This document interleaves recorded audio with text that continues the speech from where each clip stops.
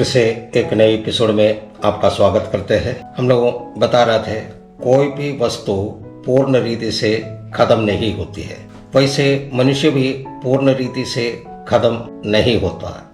मनुष्य को गाड़ देते हैं, शरीर सड़ जाता है, लेकिन उसके अंदर का कोशिकाएं मिट्टी के अंदर सोया हुआ रहता है। परमेश्वर का स्तुति हो। उसी में एक छोटा सा क्लिप आपको दिखाना चाहते हैं। अपने दूतों को भेजकर कब्रों को खुलवाएगा।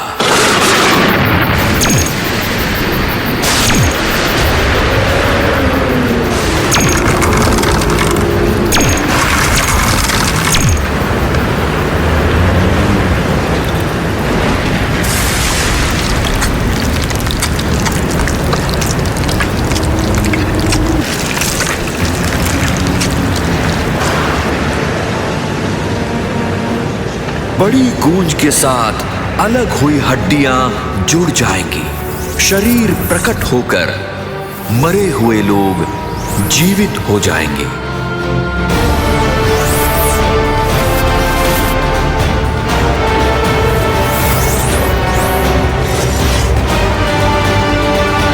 तुरही के आवाज सुनते ही कोशिकाएं आपस में मिल जाएगा और यीशु मसीह का गंभीर शब्द ध्वनि सुनने के साथ वो जी उठता है। आप लोग सब जानते हैं लाजर की कहानी। यीशु मसीह लाजर को जिंदा करता है। लाजर को कब्र में रखे हुए 4 दिन बीत गया। वह शरीर सड़ना शुरू हो गया, उसमें से बदबू निकल रही है। आप सोचिए उस शरीर का स्थिति क्या होगी। नाक और मुंह से पानी निकल रहा है, शरीर में कीड़ा पड़ गया है। उसी समय यीशु मसीह कब्र के पास आता है और पुकार कर कहता है, लाजर बाहर आ जा। जैसे ही आवाज सुना है, लाजर के मुंह से नाक से बहना बंद हो गया। जो सड़ा हुआ शरीर था पूर्व स्थिति में आ गया। मांसपेशी में पहले जैसे जीवन हो गया, वो जी उठता है। कैसे? यीशु मसीह के आवाज सुनकर जी उठा। मलयालम में एक गीत है, नाम पुकारने के समय में मेरा नाम भी होगा। तब आप पूछ सकते हैं सबको बुलाएगा? नहीं, सबको नहीं पुकारेगा। सबको पुकारने से जी उठेगा भी नहीं। लाजर जैसे मरा है वैसे मरेगा तो जी उठेगा। उद्धार पाकर, बपतिस्मा लेकर, पवित्र आत्मा पाकर, पवित्र लोगों के साथ संगति रखकर जीना होगा। तब यीशु का एक पुकार में जी उठेगा। लाजर बीमारी में पड़ा है, यीशु को बुलावा भेजा। मार्था और मरियम लाजर का सेवा कर रही है। बीच बीच में लाजर आंख खोलकर देख रहा है और पूछता है, यीशु आया कि नहीं। लाजर ने ये नहीं पूछ रहा है चाचा आया कि नहीं, मामा आया कि नहीं, पड़ोसी आया कि नहीं। फिर क्या पूछ रहा है? यीशु आया कि नहीं। हमारे यहाँ कोई बुजुर्ग व्यक्ति मरने पर तो क्या बोलते हैं? अपने पत्नी को पास बुलाकर बोलेगा, स्टेट बैंक में मैंने 10 लाख रुपया जमा करके रखा है, वो निकाल लेना। तुम्हारे नाम से सब कुछ लिख कर रखा हुआ है। फलाना फलाना आदमियों से इतना इतना पैसा मिलने का है, ये सब ले लेना। बेटों को इतना हिस्सा दे देना, आदि आदि बोलते हैं। यहाँ लाजर को ये सब बोलने के लिए नहीं है। वो पूछता है यीशु आया है। लाजर बार बार आंख खोलकर देख रहा है और पूछता है यीशु आया कि नहीं। फिर हे लाजर बोलता है यीशु आएगा। फिर आंख बंद कर लेगा। फिर से लाजर बोलता है यीशु आएगा। फिर आंख बंद कर देता है। उन्हें विश्वास है कि वो आएगा। लाजर का आखिरी समय आ चुका है। लाजर मार्था और मरियम को देखता है और फिर पूछता है यीशु आया कि नहीं। मार्था और मरियम बोले नहीं। लाजर धीमी आवाज में बोले वो आएगा। लाजर का आंख बंद हो रहा है, लाजर का सांस रुक गया है। ऐसे अगर मर जाएगा, जिलाने में कोई समस्या नहीं। यीशु बुलाया, लाजर बाहर आ जा। कोई रुकावट नहीं। यीशु आने का दिन निकट है। यीशु के एक पुकार से पवित्र लोग उठा लिए जाएंगे। यीशु के एक पुकार में जी उठने के लिए हम तैयार होना है। उनका तुरंत ही फूके जाने का देरी है। हमें नया रूप में, नया भाव में, एक नया शरीर में ले जाएगा। यीशु आएगा और वो जरूर आएगा, निश्चय आएगा। परमेश्वर का धन्यवाद हो। कृपा युग के अंत में यीशु आएगा। हमें स्वर्गीय सिंहासन तक उठा लिए जाएंगे। हम तैयार रहे। हमारा विषय है अंतिम समय का घटनाओं के बारे में। साधारण रीति से कोई भी मनुष्य ये जानना चाहता है कि उनका भविष्य में क्या होगा। ये बात वे पहले से जाने। मनुष्य का भविष्य क्या होगा, हमारा राष्ट्र का भविष्य क्या होगा, हमारा ये ब्रह्मांड का क्या होगा।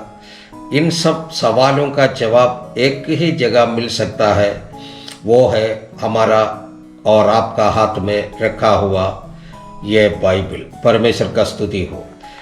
यही कारण है हम इसी बाइबल को हाथ में रखकर उसके आधार पर बातें करते हैं, क्योंकि ये परमेश्वर का अटल वचन है।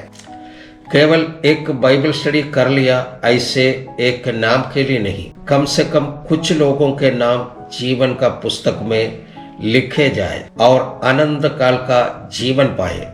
यही हमारा उद्देश्य है। अभी हम कृपा युग में हैं। 5 युग बीत गया है। दूतों का युग, निष्पाप युग, मनसाक्षी युग, न्याय प्रमाण का युग, संकलन युग और कृपा युग। 6ठा युग यानी कृपा युग जो है, पेंतकोस्त का दिन शुरू हुआ है और इसका अंत कलीसिया उठा लिए जाने से होगा। अभी हम कृपा युग का अंतिम चरण में हैं।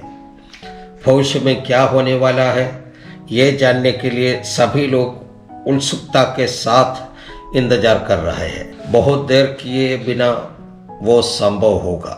वह अधिक प्रधान एक घटना होगा और वो हमारा यीशु मसीह का आगमन होगा। सैकड़ों सालों से हम यीशु मसीह के आगमन के बारे में सुनते आ रहे हैं। अभी तक वो घटित नहीं हुआ। यीशु मसीह आया नहीं। यीशु मसीह का आगमन देरी होने से विश्वासियों के बीच में आशंका उत्पन्न हो रहा है। विश्वासी लोग बोलने लगा 50, 80, 100 साल बीत गया लेकिन यीशु मसीह आया नहीं। कितना दिन और इंतजार करूं।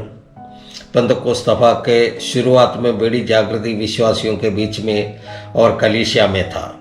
यीशु मसीह आ रहा है, यीशु मसीह आ रहा है। यही आशा की बातें हर एक विश्वासियों के हृदय से और उनका मुंह से निरंतर निकलता था। उन दिनों परमेश्वर के संतानों को दुनिया का मोह माया नहीं हुआ करता था। यीशु मसीह का आगमन निकट है, यही बोल करके अपना घर द्वार, जमीन जायदाद बेचकर सेवकाई करने वाले लोग थे। लेकिन काफी साल बीत गया, यीशु मसीह का आगमन नहीं हुआ। अभी ये सवाल लोगों के मन में उठ रहा है कि क्या सच में यीशु मसीह का आगमन होगा। ऐसी अवस्था में आपका विश्वास का परख होना है और विश्वास में स्थिर रहना है। यीशु मसीह आया नहीं लेकिन वो आएगा, यह निश्चित है। यीशु मसीह का शारीरिक प्रकटीकरण हो चुका है।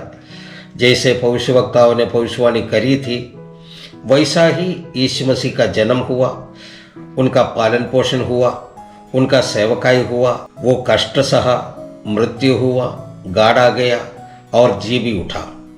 यहाँ तक सारी बातें पूरी हुई। सारी बातें वचन के अनुसार, भविष्यवाणी के अनुसार पूरा हुआ। सैकड़ों हजारों साल पहले भविष्यवाणी की गई बातें अक्षरार्थ में अगर पूरा हुआ तो यीशु मसीह का आगमन के बारे में जो भविष्यवाणी है वो भी पूरा होगा। हालेलुया, परमेश्वर को धन्यवाद हो। बहुत ही महत्व देकर बाइबल में लिखी हुई एक बात है यीशु मसीह का दोबारा आगमन। जैसे हम पहले बताया है, यीशु मसीह का पहला प्रकटीकरण के बारे में एक बार लिखे गए तो नया नियम के 260 आयतों में 318 बार यीशु मसीह का दोबारा आगमन के बारे में लिखा है। यह एक अति प्रधान विषय है, इसलिए एक से ज़्यादा नहीं बल्कि बार बार लिखा है। परमेश्वर के संतान केवल नहीं बल्कि परमेश्वर के कलीसिया भी इसकी बेसब्री से इंतजार कर रहे हैं। इस बात को बताने वाले मैं और ये बात को सुनने वाले आप ही यीशु मसीह का दोबारा आगमन के इंतजार में है। हमारा कर्ता यीशु मसीह दोबारा आएगा, ये हमारा अटूट विश्वास है। एक वचन पढ़ेंगे, पहला थिस्सलुनी 4:16। क्योंकि प्रभु आप ही स्वर्ग से उतरेगा, उस समय ललकार और प्रधान दूत का शब्द सुनाई देगा और परमेश्वर की तुरही फूंकी जाएगी और जो मसीह में मरे हैं वे पहले जी उठेंगे। हमारे भारत में कैसे शादियां होती हैं, दूल्हा दुल्हन के घर में बहुत तैयारियां करते हैं।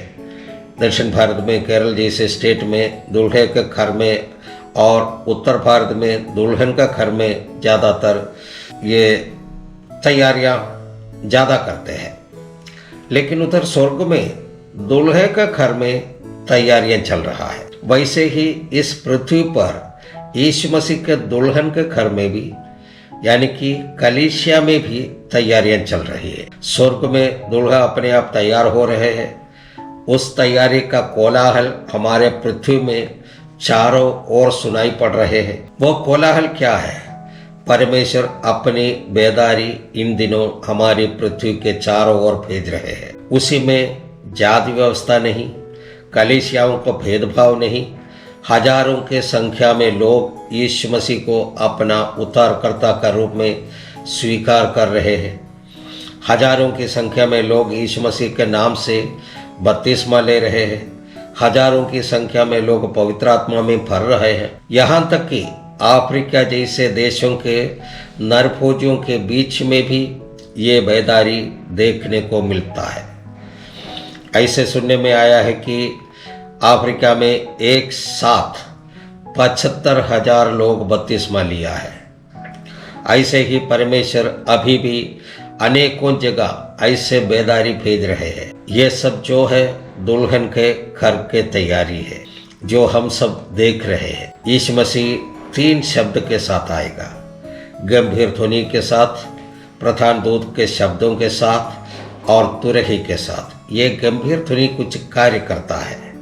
ये शब्द पवित्र लोग जो कब्र में पड़ा हुआ है उन्हें जीवित करेगा। पहले वचन पढ़ा है, पहला थिस्सलुनी 4:16।